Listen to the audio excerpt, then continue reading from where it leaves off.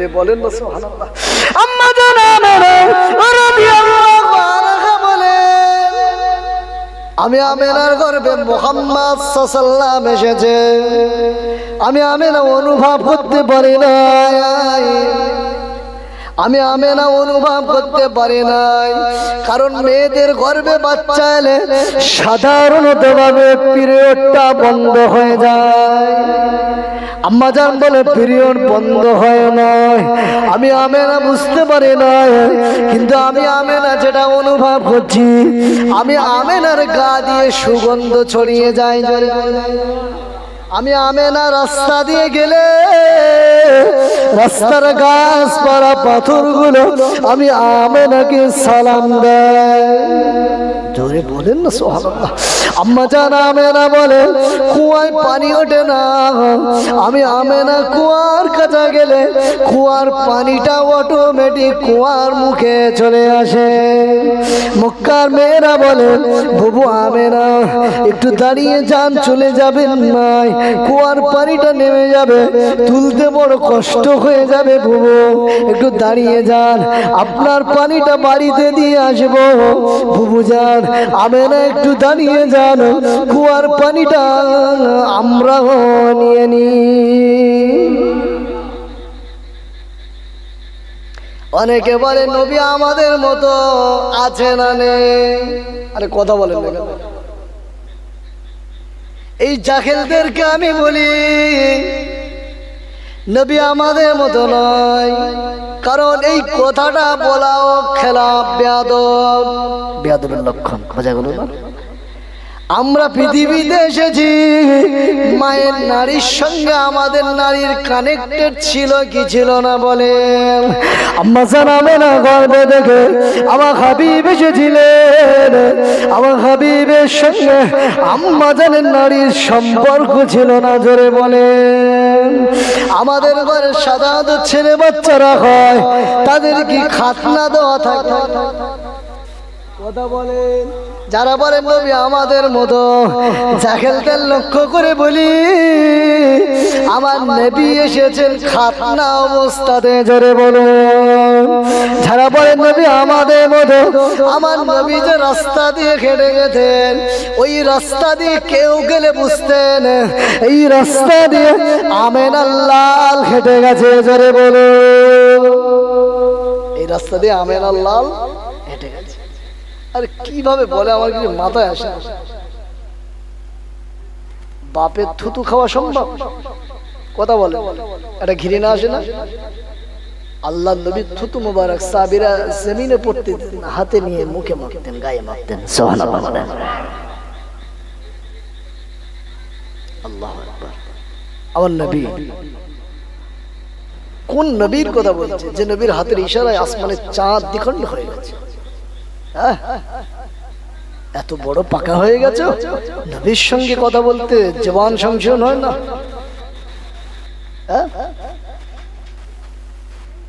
নবীর পক্ষে কথা বলার চেষ্টা করবেন, বিপক্ষে কথা বলবেন না, জবান বন্ধ রাখবেন, ভালো হবে।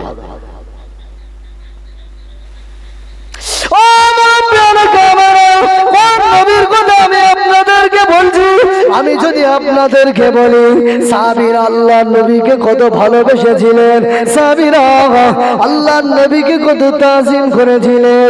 আল্লাহ নবীর এক একটা সাহাবী জান্নাতি সাহাবী, আল্লাহ নবীর সাহাবীদেরকে আল্লাহ পাক শুনিয়েছেন রাদিয়াল্লাহু আনহু ওয়া রাদওয়ান। আল্লাহ নবীর সাহাবীদের ব্যাপারে নবী বলেছেন আসহাবী কান্নজম।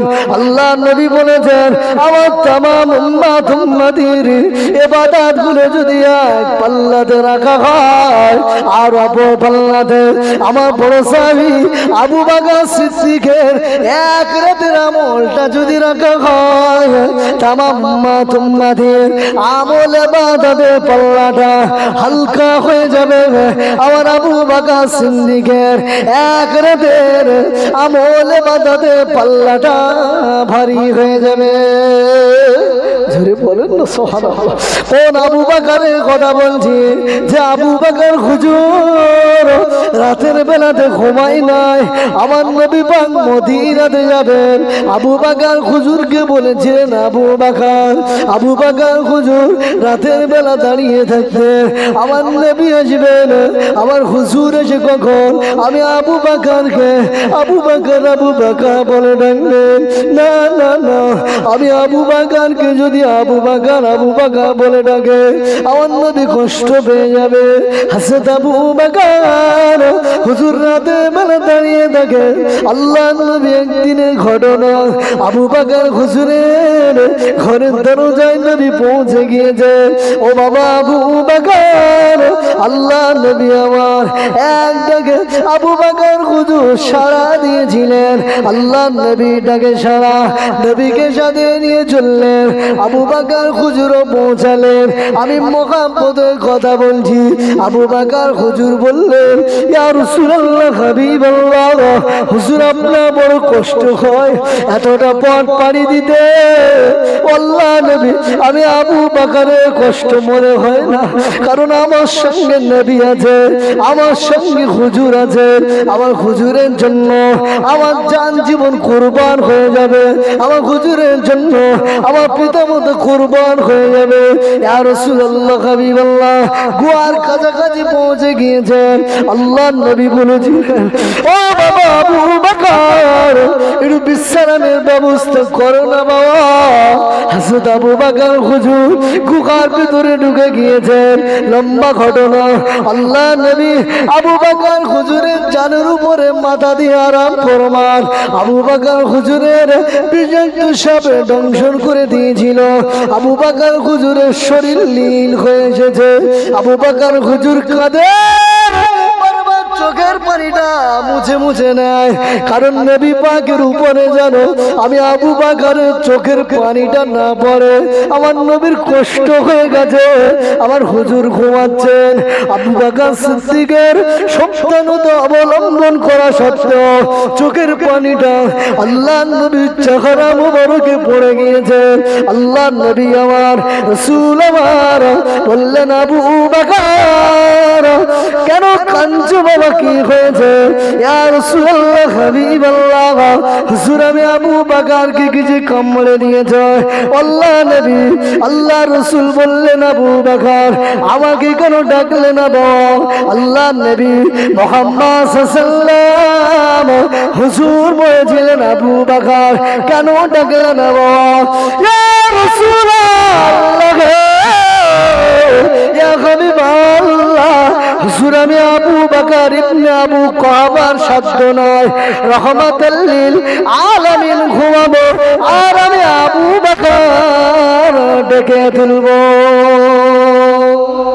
জোরে বলেন না সুবহানাল্লাহ। আবু বকর আমার সাধ্য নাই ইয়া রাসূলুল্লাহ, আপনি ঘুমাচ্ছেন আপনাকে ডাকবো। আমি শুধু মহব্বত এটাই বোঝাতে চাইছি, কথা বুঝতে পারছেন না? আল্লাহ আল্লাহ আল্লাহ নবী মদিনাতে গেলেন। মক্কার মানুষেরা আমার নবীর সঙ্গে দুশমনি করলো। মক্কার মানুষেরা আমার নবীকে কষ্ট দিল। মক্কার মানুষেরা আমার নবীর রক্ত নিল। ওদের কলিজা ঠান্ডা হলো না, ওদের মন শান্ত হলো না। আল্লাহ নবী মদিনাতে গেলেন, ওরা মদিনাতেও নবীর সঙ্গে দুশমনি করার চেষ্টা করলো। ওরা গোয়েন্দা পাঠিয়ে দিল, যাও মুহাম্মদ সাল্লাল্লাহু কি করছে দেখো।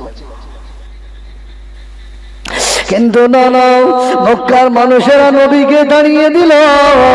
মদিনার মানুষেরা আল্লাহ নবীকে কাছে পাওয়ার জন্য ব্যাকুল হয়েছিলেন। জোরে বলে, মন খুলে বলেন তাকবীর দেন, নারায়ে তাকবীর। বাপ বেটায় মিলে বলেন নারায়ে তাকবীর, নারায়ে তাকবীর। আল্লাহ নবী মদিনাতে গেলেন। মদিনার আবাল বৃদ্ধ বনিতারা, মদিনার সাহাবীরা সারিবদ্ধভাবে দাঁড়িয়ে আছে। আমার নবী আসছে, আমিনাল্লাহ আসছেন, হুজুর আসছেন, ইস্তিকবালের জন্য দাঁড়িয়ে গেলেন। মদিনার আনসারী মেয়েরা, মদিনার নারীরা এতটা খুশি হয়েছিলেন, এতটা আনন্দিত হয়েছিলেন। মদিনার আনসারী মেয়েরা কবিতা পড়েছিলেন, তালা আল বদরু আলাইনা মিন সানিয়াতিল বিদাই ওয়াজাবা শুকরু আলাইনা মা বালিল্লাহ দাই। তালা আল বদরু আলাইনা মিন সানিয়াতিল বিদাই ওয়াজাবা শুকরু আলাইনা মা বালিল্লাহ দাই। মদিনার আনসারী মেয়েরা নবীকে কবিতা পড়ে শোনান, আর সকল মানুষেরা আল্লাহ নবীকে আহলান সালাম জানায়, আহলান সাহলান মারহাবা মারহাবা, আহলান সাহলান মারহাবা মারহাবা। আল্লাহ নবীকে পেয়ে যেন ওরা আকাশের চাঁদ হাতে পেয়ে গেছে। সকল সাহাবী চাইছেন নবী আমার বাড়িতে আসুন, বুঝতে পারছেন না? আমিনাল্লাহ মদিনাতে তাশরীফ রেখেছেন। আবু বকর সিদ্দিকের দেওয়া ওই কাসওয়া উটের পিঠে আল্লাহর নবী চড়ে গুটি গুটি পায় মদিনাতে ঢুকছেন। সুবহানাল্লাহ বলেন, মন খুলে বলেন। কিন্তু আল্লাহর নবীর জন্মভূমি মক্কা ছেড়ে এসেছেন। আমার নবীর মনে একটা কষ্ট, কাবা শরীফ কার দেখতে পাচ্ছেন। মদিনার সকল সাহাবীরা বলেন, হুজুর আপনি আমার বাড়িতে চলেন। আল্লাহর নবী বলেছিলেন, সাহাবীরা আমি নবী যে রহমাতুল লিল আলামিন, কারো মনে দুঃখ কষ্ট দিতে পারি নাই। ও বাবা সাহাবীরা, আমার কাসা উটটাকে ছেড়ে দেওয়া হবে। আমার কাসা উটটা যার বাড়িতে যে বসে যাবে, আমি রাসূলুল্লাহ তার বাড়ির মেহমান হয়ে যাব। যদি বলেন না সুবহানাল্লাহ। আল্লাহ নবীর কাসা উট ছেড়ে দেওয়া হলো। সকল সাহাবীরা মনে আশা, আল্লাহর নবীর উটটা যেন আমার বাড়িতে বসে যায়, যে তার বাড়ির সামনে সবুজ তরুলতা ঘাসগুলো রেখে দিয়েছে। আল্লাহর নবীর কাসা উটটা চলতে চলতে কেটে কেটে হযরত আবু আইয়ুব আনসারী রাদিয়াল্লাহু আনহু হুজুরের বাড়িতে যে বসে পড়েছিলেন। জোরে বলেন না সুবহানাল্লাহ। আবু আইয়ুব আনসারীর দোতলা মাতৃবাড়ি বাদশাহ তুব্বার একটা চিঠি রেখে যাওয়া, লম্বা ইতিহাস। কথা বুঝতে পারছি? আল্লাহু আকবার। আশিক হয়ে আপনি নবীর আশিক হয়ে যাবেন। আপনার টাকা নেই, পয়সা নেই, অর্থ নেই, মদিনায় যেতে হবে না। আল্লাহর নবী মদিনা থেকে এসে রুহানি হালাতে দিদার দেবেন। মন খুলে বলুন সুবহানাল্লাহ। নবীর আশিক। আশিক সাহাবীর কথা বেলাল। যদি সাহাবীদের আশিকের কথা বলি, বেলাল হুজুরের কথা না বললে অসম্পূর্ণ হয়ে যায়। হযরত বেলাল রাদিয়াল্লাহু আনহু নবীকে এত ভালোবেসেছিলেন, ইন্তেকাল হয়ে গেল, আল্লাহর নবীর ওফাত হয়ে গেল। আমার নবী দুনিয়া থেকে পর্দা নিয়েছেন। আল্লাহর নবী হায়াতুন নবী। কি নবী? আল্লাহর নবী কবরে জিন্দা আছে, বিশ্বাস রাখেন?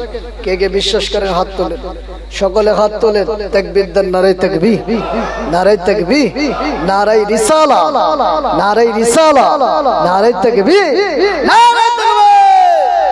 ও মুরব্বিয়ান কামেরা, হযরত বেলাল রাদিয়াল্লাহু আনহু আর মদিনার মসজিদে আযান দেয় নাই। হযরত বেলাল আর মদিনার মসজিদে আযান দেয় নাই। হযরত বেলাল হুজুর মদিনা ছেড়ে চলে যাবেন। মদিনা ছেড়ে শাম অথবা সিরিয়াতে চলেও গিয়েছেন। হযরত বেলালকে একদিন গভীর রাতে আল্লাহর নবীর দিদার পেয়ে গেলেন। স্বপ্নে বলে দিলেন, ও বেলাল, আমি নবীকে ছেড়ে দূরে কেমনে আছো বাবা? হাসান বেলাল হুজুর ওই রাতে দেয় আবার পুটলি পাটলি গুছিয়ে নিয়ে শাম অথবা সিরিয়া থেকে মদিনার উদ্দেশ্যে রওনা দিয়েছিলেন। যে বেলাল হুজুরের পায়ের অবস্থা আল্লাহর নবী মেরাজের রজনীতে যে কি করেছে শুনেছেন। আল্লাহু আকবার, নবীকে ভালোবাসেন। ও মুরব্বিয়ানে ক্যামেরা, আমরা জানি রক্ত খাওয়া হারাম, কথা বোঝা গেল না? আল্লাহর নবীর খুন মোবারক খেয়ে নিয়েছেন সাহাবী। আল্লাহু আকবার, হারাম। আমার নবীর খুন মোবারক তথাপি জমিনে পড়বে না। আল্লাহ নবীর সাহাবী হযরত আবু সাঈদ খুদরি রাদিয়াল্লাহু আনহুর আব্বা জান নাম হলো হযরত মালিক বিন সিনান রাদিয়াল্লাহু আনহু যুদ্ধের ময়দানে আল্লাহর নবী মাথাতে তীর ঢুকে গেছে, রাসূলুল্লাহর ক্ষতস্থানে তীর, সাহাবীরা পৌঁছে গিয়েছেন। হযরত আবু বকর যাচ্ছেন, আবু বকর সিদ্দিককে যে মালিক ইবনে সিনান রাদিয়াল্লাহু আনহু বললেন, ও আবু বকর, হাত দিয়ে আল্লাহর নবীর তীরটা টেনে পার করবেন না, কারণ স্লিপ খেতে পারে, আমার নবী কষ্ট পেয়ে যাবে। হযরত মালিক ইবনে সিনান রাদিয়াল্লাহু আনহু হুজুর আমার দাঁত দিয়ে তীরটা টেনে ধরেছেন, একটা তীর দাঁত দিয়ে টান দিয়েছে, হুজুরের নিচের দাঁতটা ভেঙে গিয়েছে, আরো একটা তীর ধরে টান দিয়েছে, মালিক ইবনে সিনান হুজুরের উপরের দুটি দাঁত ভেঙে গিয়েছে, তীর পার হয়ে গেছে। আল্লাহ নবীর খুন মোবারক জমিনে পড়বে উপক্রম হয়ে গেছে, কিন্তু না না, মালিক ইবনে সিনান হুজুর আল্লাহ নবীর ক্ষতস্থানে নিজের মুখটা লাগিয়ে দিয়েছে। আল্লাহ নবী খুন মোবারকটা হযরত মালিক ইবনে সিনান রাদিয়াল্লাহু আনহু চুষে চুষে খেয়ে নিচ্ছেন। সাহাবীরা বললেন, ও নবীর সাহাবী মালিক ইবনে সিনান, খুন খাওয়া যায় না, রক্ত খাওয়া যে হারাম, আপনি খুন রক্ত খেয়ে নিয়েছেন। আল্লাহ নবী সাহাবীদের হুঁশিয়ারি করে বলেছিলেন, ও সাহাবীরা, আমি নবী পাক বলি, আমার মালিক ইবনে সিনানকে দেখো, যদি জান্নাতি সাহাবী দেখতে চাও আমার মালিক ইবনে সিনানকে দেখে না। জান্নাতি সাহাবী দেখবে মালিক ইবনে সিনান, কারণ আমি নবীর খুন রক্ত খুন মোবারক যার শরীরে প্রবেশ করে প্রবাহিত হয়, ওই ব্যক্তি আল্লাহ জাহান্নামের আগুনে যাবে না। মালিক ইবনে সিনান হুজুর নবীর ব্লাডের পাওয়ার চেক করার জন্য একবার আগুনের ভিতরে হাত ঢুকিয়ে দিয়েছে, কথা বুঝতে পারছেন? নবীর ব্লাড আছে, আগুনের ভিতরে হাত ঢুকিয়ে দিয়েছে। মালিক ইবনে সিনান হুজুর বলছেন, আমার হাত পড়া তো দূরের কথা, আমার একটা পশম লোম পর্যন্ত পড়েনি। সুবহানাল্লাহ, মন খুলে বলেন।